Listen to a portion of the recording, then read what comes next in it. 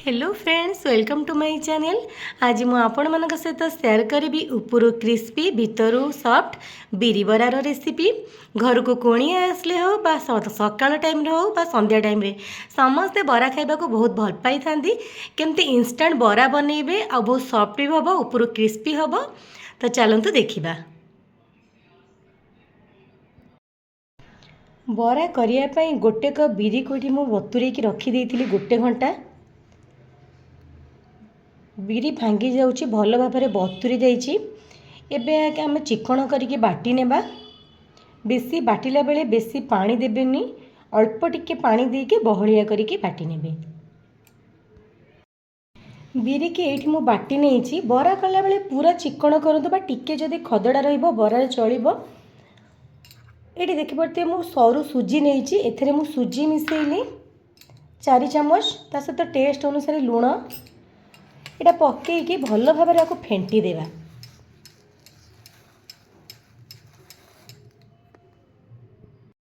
गोटे round shape रे मो हाथ रे भल भाव में फेंटी नहीं बा बिरी को फेणई देइछि। पानी रे पकेले डोपटा ऊपर को आसुची, जानवे बिरी भल भाव में फेंटी हो गलानी। एथिरे मु चाउल रे यूज करूनी। भल भाव में फेंटिले कौन हबो ना भितरु सॉफ्ट ऊपर क्रिस्पी रहिबो। एबे चलंतु ए बिरी बरा रे मु आउ कोन सब सामग्री पकेबी देखिनेबा।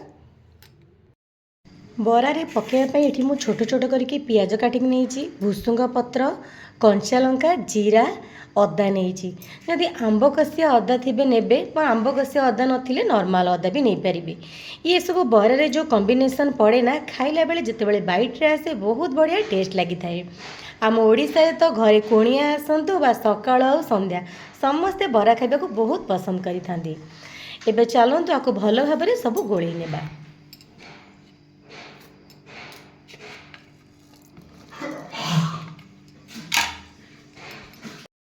सबू ये पकई नहीं एवं हाथ में भल भाव में गोली देवी।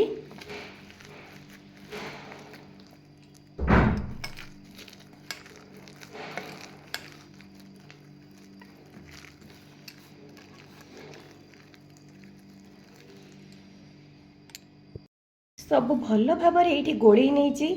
एथिरे मु किसी सोडा पकाउनी। जदि बिरी बरा आपण भल चाउल भी जदि भी पकाउछनी भल भाव में फेंटिबे तो एथिरे सोडा पकेबा दरकार पड़िबनी।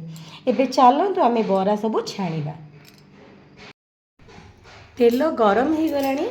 ए कड़ी रे मोर छणा तेल थिला, मु सेइथिरे करिबी।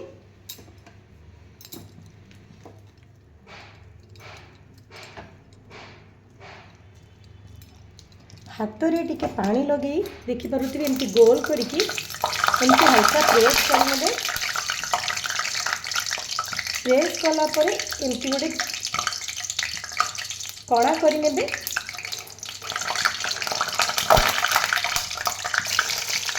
एमती ही बरा छाणीबे। समस्त प्राय मझे कणा हुए। जदि आप जो बेटरटा को बहुड़िया करेंगे तो बरा बहुत बढ़िया सेप आसो, बहुत साइज रे करा हबो। ये देखो मो हाथ में पानी लगे पुणी आ गोटे बरा पकेबी। बेटरटा पानिया होइनी बोली देखिपे बरा केते साइज रे होउची। छाणिला बेले गैस फ्लेम को हाई रखिबे। 2 ରୁ 3 मिनिट हाई रखिला परे तापरे आपण मीडियम रु लो करिवे जेनी भीतर सिजिबो।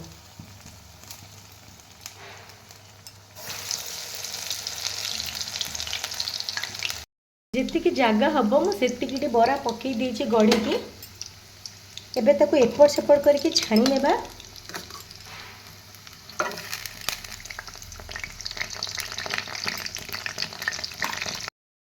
बरा ये भल भाव में छाणी हो गलानी। देखि पारुथिबे लाल लाल हो गलानी। एबे आको आमे छाणी नेबा गोटे प्लेट को। आउ सेही सेम प्रोसेस रे आउ सब जते बेटर अछि बरा छाणी नेबा।